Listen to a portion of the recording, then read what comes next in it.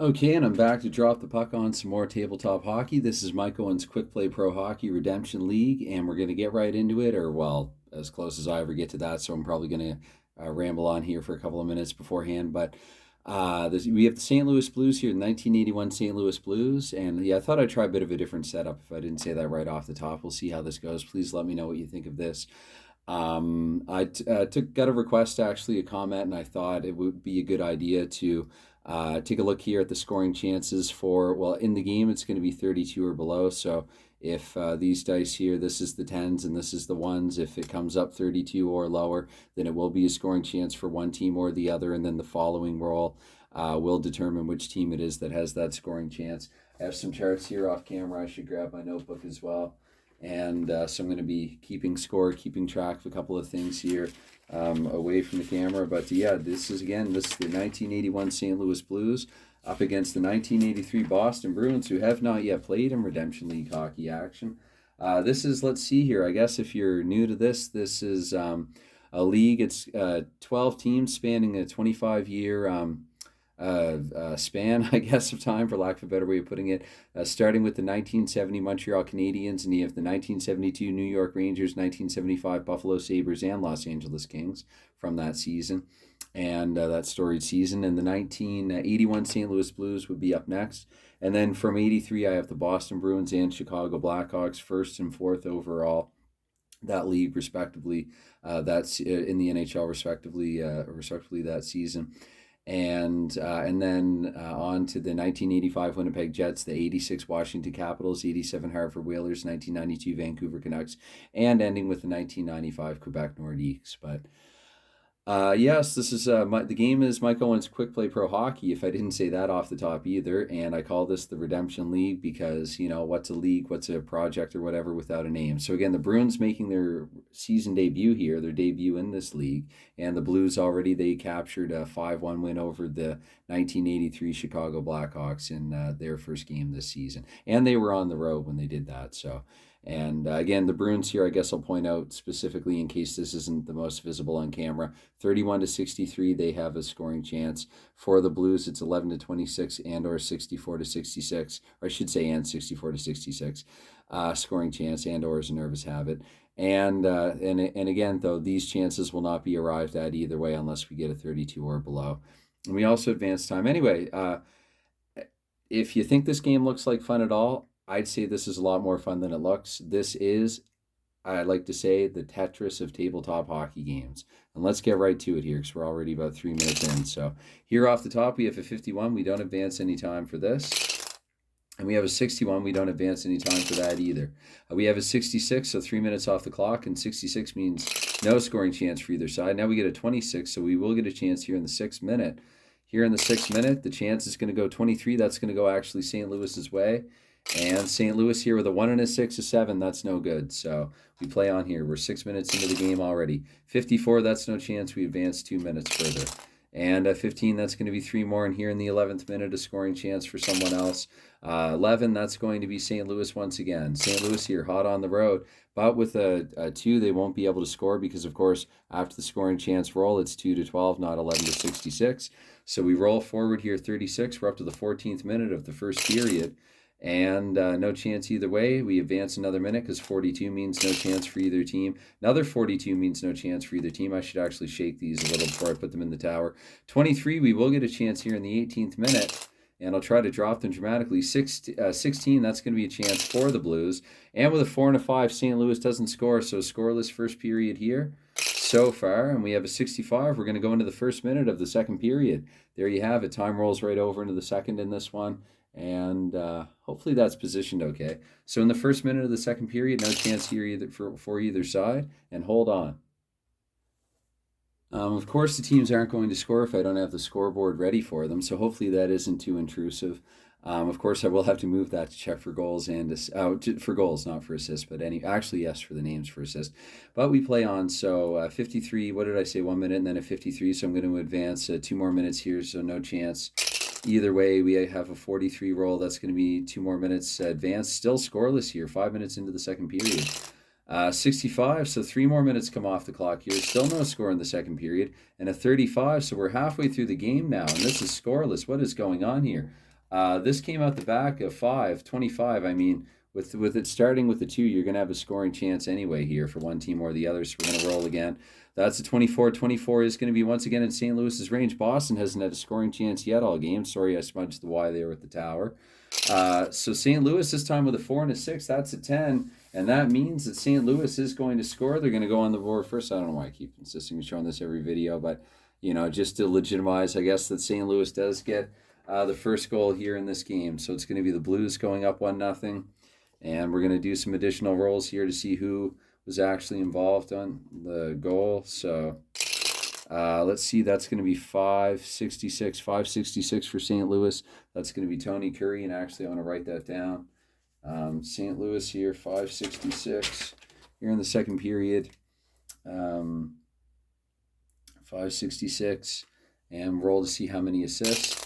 2 and a 3, so we're going to have 2 assists on the goal. And 424 for the first assist. That is Blair Chapman. So it's Curry from Chapman and let's see here. Curry from Chapman and 321 is Bernie Federico, actually. So that's like his 4th point now of the season. He had 3 points in St. Louis's 5-1 win over Chicago. It is 1-0 here for the Blues, and I'll roll for exact time, actually. That came out 24, so I'm going to say here at 11:14 in the second period, St. Louis goes up 1-0 just over halfway through the game. Put those in the back, and we play on. Drop the puck here, 11, so there will actually be another chance this very same minute. 11:14 was the time of the first goal. I should note that as well. And so we're going to get a chance here, 42. That's a chance for Boston to come back and tie. Finally, they've been woken from their slumber. 6 and a 6, they actually will tie here. So later in the very same minute, it's going to be a 1-1 hockey game. And let's see who... Goodness, I was worried I had that paused for a moment because I did pause it there earlier at least one time. So here, Boston, they score. Let's see who actually got the goal for the Bruins. And that's going to be a 6-4-1, so someone lower on their roster scoring Boston's first goal of the season. It's going to be Craig No Helmet McTavish. Here, 641. Let's see here. Got to get this pen ready. So it's 641, and let's see how much time had advanced, or how much time had surpassed between St. Louis's goal and Boston's. Whoops, I dropped the 2 wrong. Let me do that once more. So 33, we're going to say 23 seconds later, so at 11:37, because that's what I do. I just kind of, it's all a bit arbitrary anyway, but just for fun. We'll say 11:37. That sounds about right to me, and it's a 1-1 hockey game here. Oh, I didn't roll for assist for Boston. How many of them? 1 and a 6, so there will be 2 of them, actually. So McTavish from 521 here in Boston is, it's Brad Park, actually. I wanted to say his 4th point of the season, but he had 3 points as a New York Ranger in 1972. I can't combine them. It's going to be Park here. What did I say there? 521. And there is another assist on the goal. And that other assist goes to 654 again, someone lower on the roster. That's going to be Terry O'Reilly. So it is McTavish from Park and O'Reilly here at 11:37 of the second period. It's 1-1. And that St. Louis goal that really brought Boston to life. So 31, there will be another chance. Actually, we could have 3 goals here in the same minute. 61, that's going to be a chance for Boston, actually. And Boston with a 4 and a 5, they don't score this time. And so there will be a chance in the 12th minute. This is a little more like it. This is more like 80s hockey. Finally, 42, that'll be a chance for Boston. And Boston with a 1 and a 4, they're going to score here just probably barely over a minute later. Let's get the specifics of it here. A 4 and a 5, so that's 35. So at 12:35, that is exactly 58 seconds. There have been 3 goals scored here in a minute 21 seconds. It's a bit messy, and I forgot to write down the teams. I'll do that a bit later. But let's see who got Boston's goal now. We move that, or I'm going to move that because I don't really need it. 133, so this is going to be Barry Peterson actually getting his first of the season for Boston. And you'll probably hear that name more than a few times if I end up uploading multiple Boston games in this channel. By the way, I hope some Boston Bruins fans are tuning into this one. It's your 1983 Boston Bruins team here. That's going to be 2 assists on the goal with the 6 and the 2. So it's Peterson from 553. 553 on Boston is, let's see, it's covered. Tom Fergus, Peterson from Fergus, and the second assist goes to 311 for Boston is Ray Bourque. There you go. Young Ray Bourque. How old was he in this season? He couldn't have been too old. I want to say 21 or 22, but I'd have to double check. So again, Peterson from Ferguson, Bourque here at 12:35. Whoops, I should move that and not just move it, but change the score on it. 2-1 here, Boston, after St. Louis went up 1-0 just over a minute ago, had their lead removed immediately. And 26, so here we advanced 3 minutes, but we will have another chance here in the 15th minute. 4 and a 6 means Boston once more, and Boston with a 2 and a 1, they don't score this time. Mike Liut with the save. And a 6 and a 6, we go into the 18th minute now of the second period with no chance, and a 1 and a 6 this time. So we're 1 minute into period 3. Time rolls over into the ensuing period, and there will be a scoring chance one way or another. 42 means it's Boston's. So after St. Louis had a succession of scoring chances on which they were not successful in the first half of the game, now it's all Boston, Boston, Boston. And with a 55, that's going to be a goal actually for Boston. So here at a minute, let's see, a minute and 17 seconds. So 1:17 here in period 3. Mark that the third, 1:17. And for Boston, let's see who got the goal. It's, whoops, that one jumped, and I think that was a 4 originally. So 4:34, we'll say. For Boston, Keith Crowder this time. One of the Crowder brothers strikes. And let's see who assists on it, if anyone. 5 and a 3, so we're going to get a pair of helpers on the goal. 1:13, that's going to be Peterson with his second point of the night. And 6:53 is Terry O'Reilly, actually, once again, I recall. That will be his second assist of the contest. So we play on. Let's see here. 1:17 in the third period. Oops, it's 3-1 Boston. Right, sorry. 12, there will be a scoring chance here in the second minute of the third period. And 11, this time it goes to St. Louis. St. Louis a chance to get to within 1, and they do. Okay, whoops, where did the number 2 go? There it is. It's behind the 3. Okay, so 3-2 hockey game now. St. Louis scores. Let's see, that wasn't too long after Boston's third goal. So 15, that's at what did I say? Okay, so 2:15. So 58 seconds. There was a 58-second span of time for 2 goals, for 2 of Boston's goals in the second. And here, 58 seconds after Boston's third goal, it's going to be St. Louis with a goal. And the Blues, let's see who scored for them. 2:12 for St. Louis is Blake Dunlop. I think that's his first of the season. I don't think he scored in that game against Chicago. In fact, I'm quite sure that he did not. 4 and a 3, 2 assists on Dunlop's goal. 3:53 there is 3:53 Bernie Federico. I think he's up to 5 points now in the campaign. And 1:66, is that Babbage? That's going to be Dunlop. He can't assist on his own goal. Let's see here. 3:51, is that Federico again? He's quite determined, actually, to get as much credit as possible on this goal. 3:32, I believe that will be Federico once more. And 1:53, that's going to be Blake Dunlop as well. Never had it happen quite like this before. 3:53, you know what? That is, please tell me that's not Federico. Am I looking, yeah, I'm looking at 2:53, Jack Brownscheitel. So once again, oh dear, maybe I should be rolling them one at a time here. 2:64. Can we get another assist? Joe Micheletti, New York Rangers color commentators, occasionally on NBC doing some national broadcasts as well, here to save the day. And 2:15 of the third period, we have a 3-2 hockey game. Let's slide that up a little bit. And we'll put the blue D6 back here. And we roll on here, so 2 more minutes off the clock. No chance with the 53. There will be a chance with an 11 in the 4th minute, however. And the chance there, 46, that goes to the Boston Bruins. And Boston with a 6 and a 6, they're going to score. Hold on now, the close game factor. Boston's close game factor is maybe actually, come to think of it, should I have been checking that for the previous one? You know, if it factored into the previous one and St. Louis or a team escaped with a goal because of it, I am an imperfect human official. I will miss some calls. That's all I'm going to say about it. So anyway, Boston may have scored a goal here, but their close game factor is 8. St. Louis's close game factor is 10, and this is a 1-goal game.